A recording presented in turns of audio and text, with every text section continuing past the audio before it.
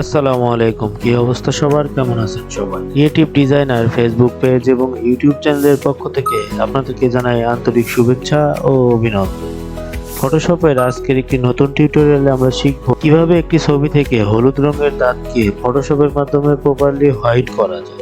দেখা যায় আমাদের অনেক ক্লায়েন্ট অনেক সময় এরকম ছবি দিয়ে বলে যে আমাদের এই দাগটা যদি একটু সাদা করা যায় তাহলে একটু ভালো হয়। তো আজকে আমরা সেই টেকনিকটাই শিখব ফটোশপের মাধ্যমে খুব সহজে এবং সিম্পল পদ্ধতিতে। আপনারা যদি আমাদের সঙ্গে প্র্যাকটিস করেন তাহলে খুব সহজেই এই টেকনিকটি শিখতে পারবেন। তো চলেন শুরু করা যাক। তো এরকম কাজ শুরু করার আগে প্রথমে আমাদের ছবিটা সিলেক্ট করে নিতে এবং প্রপারলি ভাবে দেখে নিতে হবে যে দাঁতের কোন অংশে আমাদের বেশি হলুদ অংশ আছে। তো আমরা দেখতে পাচ্ছি যে দাঁতটা পুরোটাই হলুদ। তো তার জন্য আমরা কি করব, এখান থেকে অ্যাডজাস্টমেন্ট লেয়ারে ক্লিক করব। অ্যাডজাস্টমেন্ট লেয়ারে ক্লিক করার পর আমরা এখানে হিউ অ্যান্ড স্যাচুরেশনে যাব।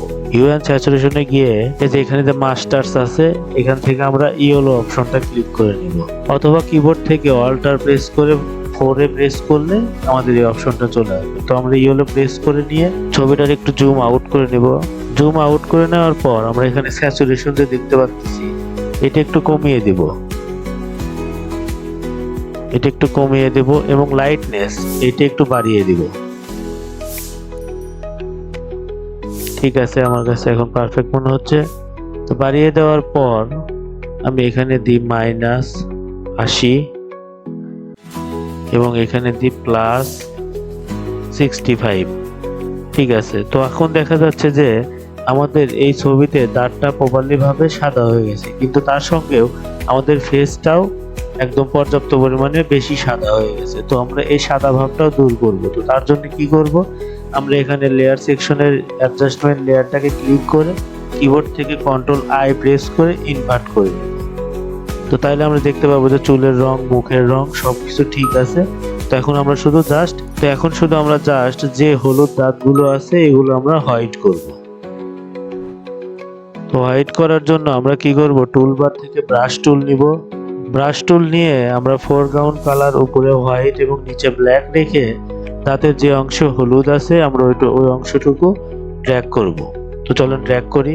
লেফট ব্র্যাকেট এবং রাইট ব্র্যাকেটের মাধ্যমে আমরা ব্রাশের সাইজ ছোট বড় করে নিতে পারবো।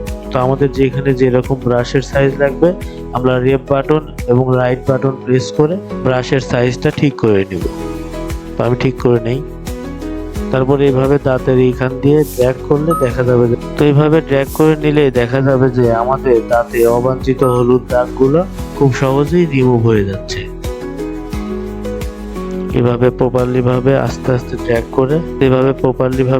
করে রিমুভ করার ট্রাই করবে।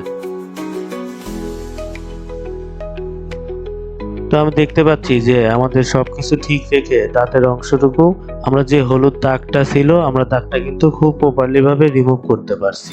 তো আমরা যদি এই দাঁতের অংশটুকু লাইটনেস যদি আরেকটু ইনক্রিজ করতে চাই তো তার জন্য আমরা কি করব, এখানে অ্যাডজাস্টমেন্ট লেয়ারে হিউ অ্যান্ড স্যাচুরেশনে গিয়ে আমরা মাউস থেকে রাইট বাটনে ডাবল ক্লিক করব।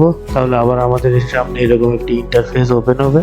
আমরা এখান থেকে আবার একটু হার্ডনেসটা যদি বাড়িয়ে দিই বা কমিয়ে দিই তাহলে আমাদের দাঁতের অংশটা প্রপারলি ভাবে ঠিক হয়ে যাবে।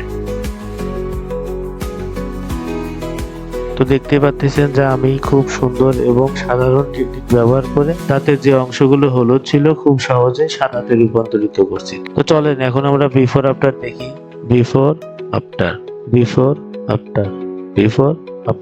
তো আজকে এটাই ছিল আমাদের ফটোশপের নতুন একটি টিউটোরিয়াল। আপনাদের কেমন লেগেছে আমাদের টিউটোরিয়াল অবশ্যই আমাদের কমেন্ট বক্সে আপনাদের মূল্যবান মতামত লিখে যাবেন, কেননা আপনাদের এই মূল্যবান মতামতই আমাদের কাজের অনুপ্রেরণা যোগায়। তো ঠিক ততদিন পর্যন্ত ভালো থাকবেন, সুস্থ থাকবেন, আমাদের সঙ্গেই থাকবেন। দেখা হবে নতুন একটি ভিডিওতে।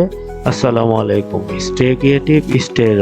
অবশ্যই আমাদের সাথেই থাকবেন। ধন্যবাদ।